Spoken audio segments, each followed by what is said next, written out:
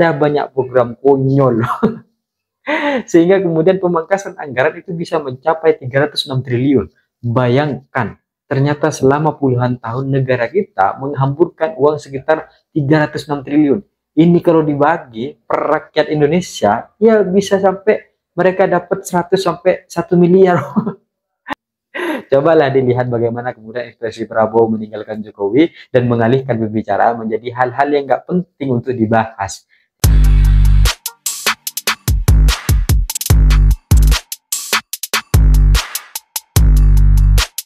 Hai kawan ghosting, laki-laki memang tidak bercerita, tapi selalu punya makna di balik tindakan-tindakannya. Kalau selama ini kita tidak pernah melihat bagaimana kemudian pasangan-pasangan kita selalu baik-baik saja, tidak ada kesedihan-kesedihannya, itu sebenarnya karena menutupi semua kesedihan-kesedihan itu dan berfokus untuk menatap masa depan.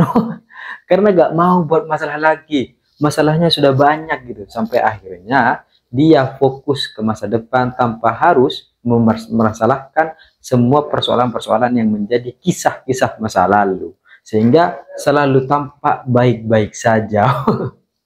Hal ini sama dengan keadaan pemerintah di era Prabowo Subianto. Sejak awal, berbagai macam hubungan antara Prabowo Subianto dan Presiden Jokowi yang kemudian mengusung yang namanya keberlanjutan selalu ditampakkan bahwa semuanya baik-baik saja.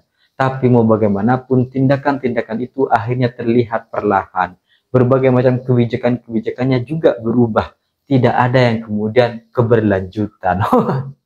Yang keberlanjutan ini hanya tentang kewenangan, kekuasaan. Itu saja. Sisanya nggak ada. Program kebijakan nggak ada.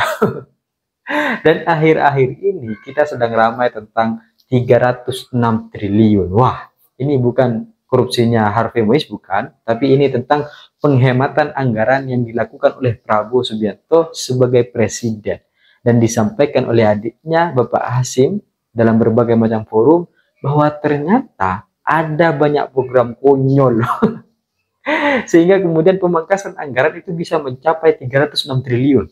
Bayangkan, ternyata selama puluhan tahun negara kita menghamburkan uang sekitar 306 triliun. Ini kalau dibagi per rakyat Indonesia, ya bisa sampai mereka dapat 100 sampai 1 miliar. Gak usah ngapa-ngapain setahun nih. Dan satu pernyataan yang kemudian disampaikan oleh Pak Hasim itu tentang program konyol. Ternyata ada banyak program konyol gitu kan. Dan ini tidak disebutkan secara spesifik oleh Bapak Hasim apa saja sebenarnya program-program konyol ini. Namun dari pemangkasan itu kan sebenarnya ada 16 pos yang kemudian disampaikan. Kemudian yang disampaikan oleh Pak Hasim adalah tentang perjalanan dinas, kunjungan kerja, kan? Itu kan yang disampaikan. Sisanya adalah program konyol.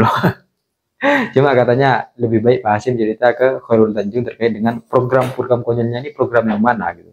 Dan selama 10 tahun ini sebenarnya Pak Hasim ini kan ingin menyampaikan bahwa program-program ini tidak terlalu bermanfaat bagi masyarakat atau rakyat Indonesia. Dan semuanya tidak dijelaskan secara spesifik. Tapi makna dari kalimat konyol ini kan sebenarnya nggak masuk akal gitu. Kalau bahasa Inggrisnya konyol ini kan nggak ketemu, tapi disatukan menjadi stupid. Jadi sebenarnya era sebelumnya pesannya kan sederhananya ingin menyampaikan kalau Jokowi atau presiden sebelumnya ini konyol. Dari berbagai macam anggaran-anggaran dikeluarkan untuk tidak kebermanfaatan.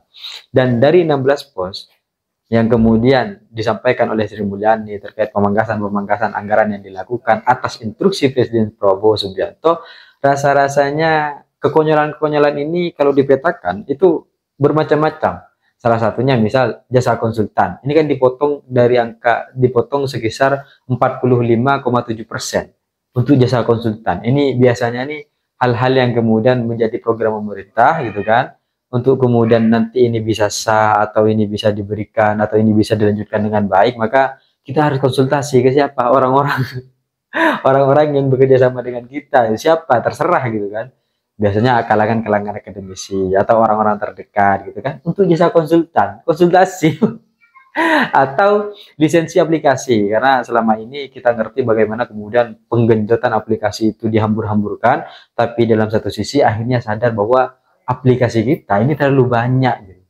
Harusnya dipangkas menjadi lebih efisien dan lebih efektif yang bagus kalau ada satu aplikasi, kemudian dia di dalamnya ada berbagai macam fitur-fitur yang bermanfaat gitu. Bukan satu buat semuanya buat, sampai akhirnya ada ribuan aplikasi yang tidak berguna dan hanya sekedar penghabisan anggaran-anggaran negara. Kemudian yang ketiga itu kalau nggak salah ada di bantuan pemerintah, ini kan dipangkas 16,7%, yang mungkin selama ini digunakan untuk kepentingan-kepentingan pencitraan Presiden Jokowi. Di bansos-bansos gitu kan, atas nama presiden gitu kan, sampai dilanjutkan oleh Gibran Raka Buming Raka, anaknya, sebagai wakil presiden memberikan bansos-bansos. Akhirnya dipotong nih 16,7%. Kemudian ada juga pemeliharaan dan perawatan. Ya, hal-hal ini mungkin yang akhirnya konyol karena sebenarnya tidak perlu dilakukan gitu. Karena ya biasa-biasa saja, semua barang-barangnya masih bagus, semua kebutuhan-kebutuhannya juga masih terpenuhi. Atau juga ada kajian dan analisis. Sedangkan kita juga punya staf-staf ahli di bawahnya. Tapi kita perlu anggaran kajian dan analisis, dan ini dipotong jauh lebih banyak, sekitar 51,6%. Ini kan banyak banget gitu kan. Atau belanja-belanja lainnya yang akhirnya sebenarnya juga tidak bermanfaat, karena yang namanya lain-lain itu biasanya digunakan untuk kepentingan-kepentingan tertentu. Jadi dari berbagai macam hal ini kita bisa melihat sebenarnya selama puluhan tahun negara kita bergelut menghabiskan uang negara atau anggaran APBN negara itu sekitar 306 triliun untuk kekonyolan-kekonyolan.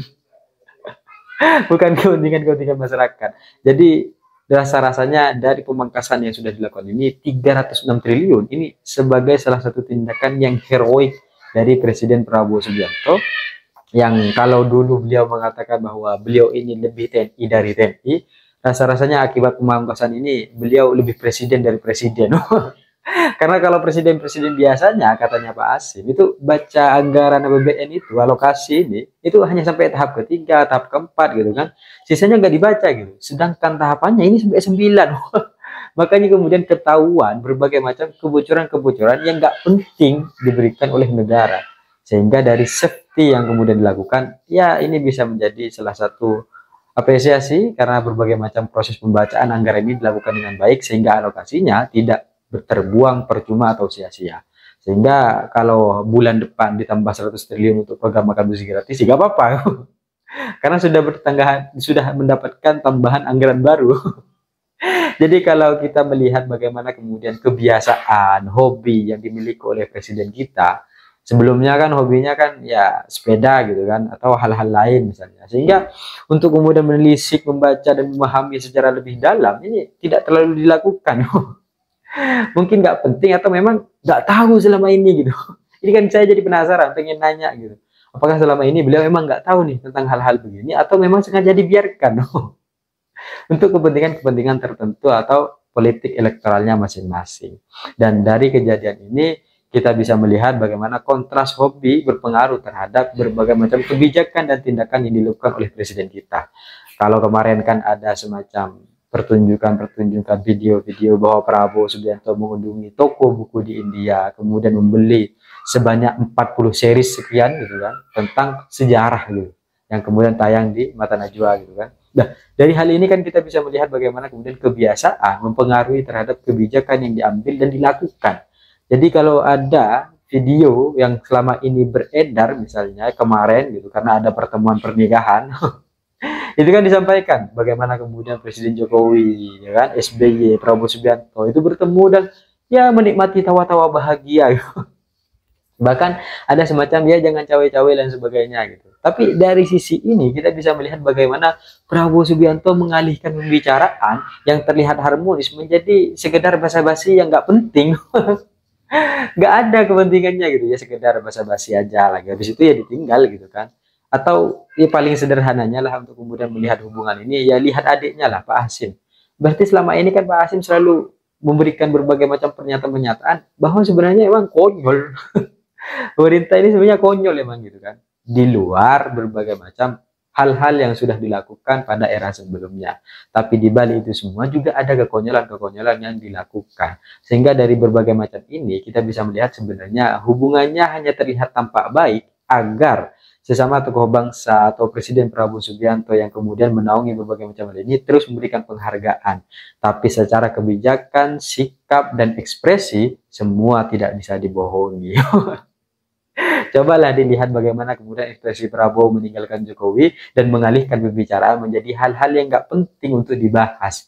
Sehingga ya tidak perlu ada hal yang kemudian perlu disorot dari berbagai macam pertemuan itu. Menjadi suatu pertemuan biasa saja gitu kan. Dan kejadian-kejadian ini akhirnya kita bisa melihat bagaimana kemudian semua APBN kita bisa disafety dengan baik dan semoga harapannya atas pemangkasan-pemangkasan ini dapat bermanfaat dan berdampak bagi masyarakat, bukan digunakan untuk kepentingan politik elektoral tertentu atau dibiarkan berada dalam kesesatan yang benar. Saya pikir itu cita-cita saya, ingin seperti Gibran, tapi saya sadar diri dan sadar posisi. See you, korban ghosting.